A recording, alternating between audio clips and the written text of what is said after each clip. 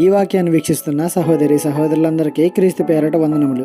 ఈరోజు వాక్యం ద్వారా దేవుడు మనతో చెబుతున్న మాట, మీరు చెడ్డవారయుండియు మీ పిల్లలకు మంచి ఈవులను ఇయ్యనెరిగి ఉండగా పరలోకమందున్న మీ తండ్రి తన్ను అడుగువారికి అంతకంటే ఎంతో నిశ్చయంగా మంచి ఈవులనిచ్చును.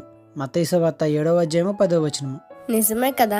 మనం ఎలాంటి వారమైనప్పటికీ, ఎలా జీవిస్తున్నప్పటికీ మన పిల్లల్ని మనం మంచిగా పెంచాలి అనుకుంటాం.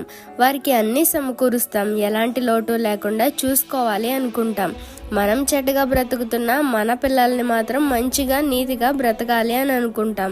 ఈ లోక సంబంధమైన బంధాల మీదే మనకు అంతా ఉంటే ఇక పరసంబంధి అయిన ప్రభు మనల్ని ఇంకెంత మంచిగా చూసుకుంటారు. ఒకసారి ఆలోచించండి.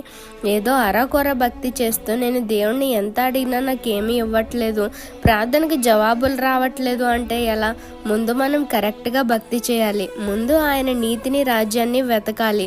దేవుడికి నచ్చిన భక్తి చేయాలి. జనుల ఎదుట ఆయన నామానికి ఘనత రావాలి నీ బ్రతుకు ద్వారా. అప్పుడు అడిగి చూడు, వ్యత్యాసం నీకే తెలుస్తుంది. ఈ చిన్న సువార్త పరిచర్యలో మీ సహోదరులు. God bless you. ఆమేన్.